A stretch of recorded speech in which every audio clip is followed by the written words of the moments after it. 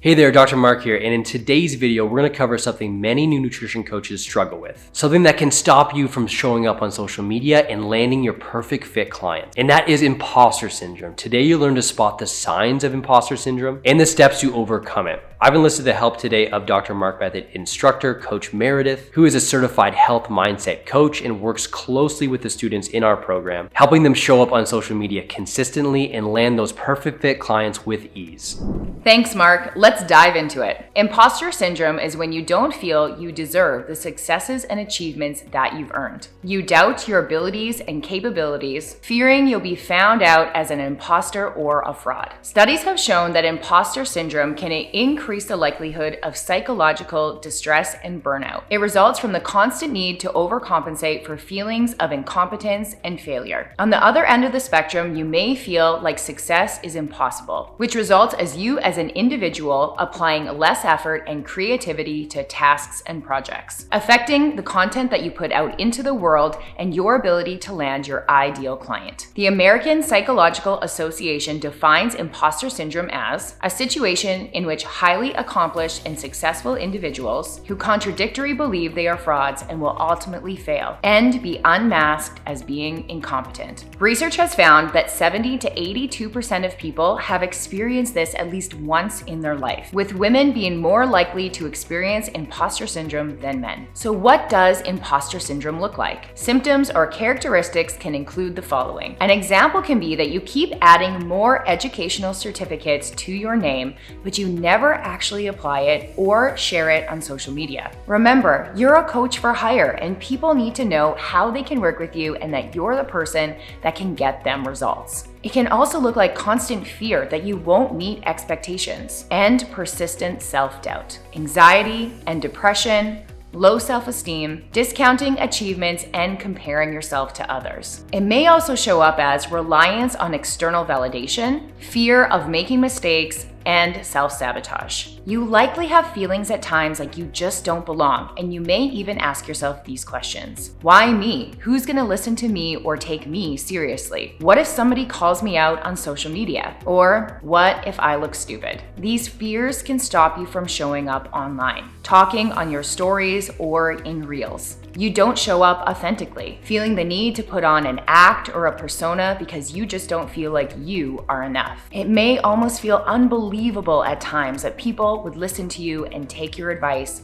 and you discredit your own abilities. Now, let's touch on what causes imposter syndrome. Your family background can play a role. Growing up with controlling, overprotective, or overachieving parents can put immense pressure on a child and make them feel inadequate. Personality traits such as perfectionism and insecurities can tie into imposter syndrome. Low levels of confidence and self-acceptance can make you feel like nothing you do is ever enough. Pressure to perform in a new environment, job, activity, or social situation, and no matter how much you're wanted by others to be there, you still feel an unwanted pressure to perform and show up as your best self. But when your confidence is low, your best self just doesn't feel like enough. Cultural expectations where there's a high value on careers and education and success can also be causes of imposter syndrome. And finally, existing mental health conditions such as anxiety and depression can contribute to imposter syndrome. There are different types of imposter syndrome, and these can be expressed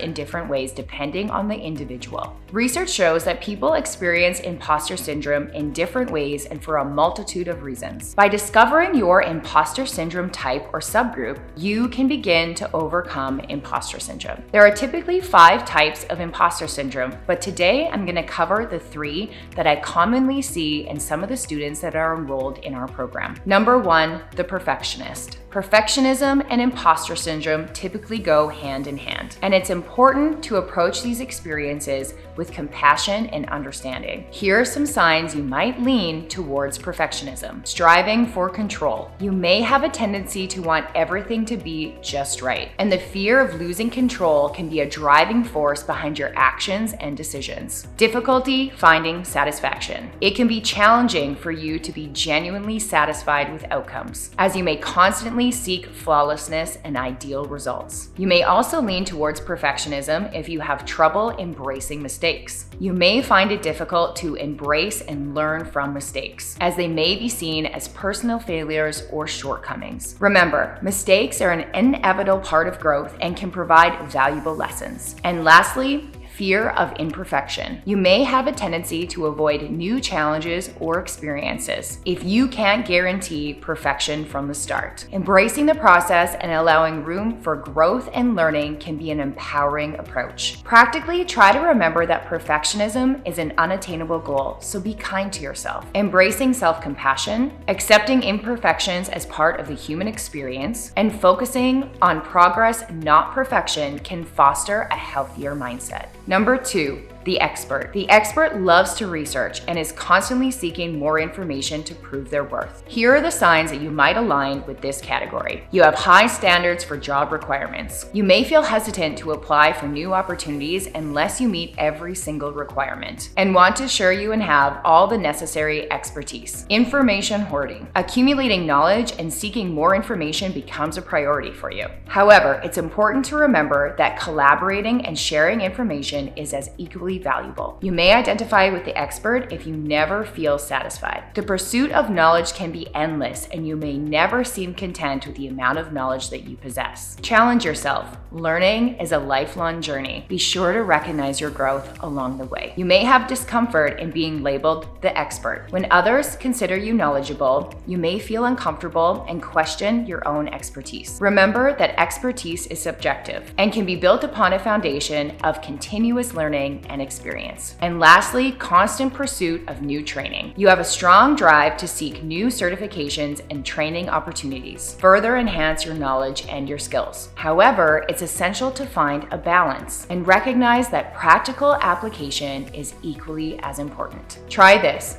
Embrace the expertise you have already developed and acknowledge that it's natural to have areas where you are still expanding your knowledge. Focus on applying your expertise and sharing it with others, as this can contribute to personal and professional growth. Remember, expertise is a journey rather than a fixed destination, and every step forward is a valuable achievement. Number 3, the natural genius. The natural genius, who believes inherent intelligence is a prerequisite for competence, often struggles with imposter syndrome. This mindset leads them to compare themselves to experts, expecting themselves to effortlessly know everything, disregarding and ignoring their formal training and education. Here are the signs you might identify as a natural genius. Number 1, discomfort with hard work. You may feel uneasy or resistant when a new skill or concept requires significant effort and practice. Remember that mastery requires dedication, persistence, and a growth mindset. Frustration with initial difficulty. When you don't immediately grasp a concept or encounter challenges, you may experience frustrations or self-doubt. Embrace the learning process, understanding that making mistakes and struggling initially is a natural part of growth. Fear of critique and feedback. Receiving constructive criticism or feedback may be intimidating for you. It's important to recognize that feedback is an opportunity for improvement and a valuable tool for personal and professional development. And lastly, you may be a natural genius if you feel shame from failure. Experiencing failure may bring about feelings of shame and inadequacy. Remember that failure is a stepping stone to success. Embrace the journey of continuous growth and improvement, and be kind to yourself along the way. Celebrate your progress, seek support when needed, and remember that effort and dedication are key ingredients in order to progress and achieve success. The biggest step to overcoming imposter syndrome is learning to accept your achievements and understanding your worth and successes. It requires you to separate your feelings from facts and learning to recognize when a cognitive distortion has come into play. If you feel like you may be suffering from imposter syndrome, here's some steps that you can take. Overcoming imposter syndrome will allow you to grow your online presence and find your perfect fit clients. Ask yourself,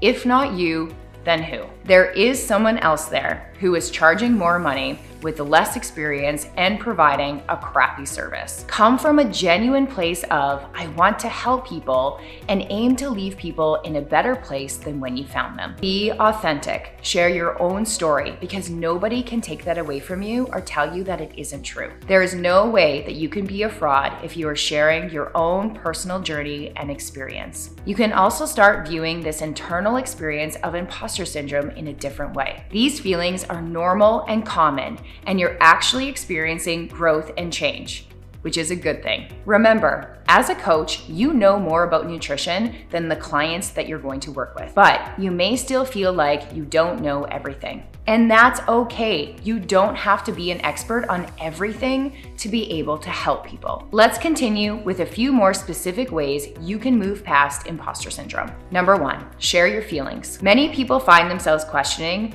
their own achievements and self-worth from time to time. Opening up to your friends, family, or colleagues can help you get a more realistic perspective on your fears and leave you feeling a little less alone. Shame tends to silence people, but opening up is a freeing feeling. Number 2, practice being more self-compassionate. Focus on shifting your external self-worth to internal self-worth, and understand that your competence is not dependent on your accomplishments. Instead of setting unrealistic goals that set you up for disappointment, embrace setting realistic and meaningful goals that will set you up for growth and progress. Imposter syndrome often stems from an inner critic that undermines your abilities and success. By learning to diminish the influence of this inner critic, you can make significant strides in overcoming imposter syndrome and embracing your true capabilities. Number 3, acknowledge your strengths. Recognizing your strengths and accomplishments by writing them down helps to put things into perspective. Celebrate your successes, even the small ones. Celebrate your achievements and also focus on your positive traits and your skills. Accept that perfection isn't possible. Overcoming imposter syndrome involves understanding that nobody can be perfect. People with imposter syndrome tend to have extremely high expectations of themselves and experience frustration when these expectations remain unmet. Good and done is better than overanalyzing and trying to be perfect, and then you end up doing nothing at all. Many of us will experience paralysis by analysis. You get so caught up in analyzing what you should do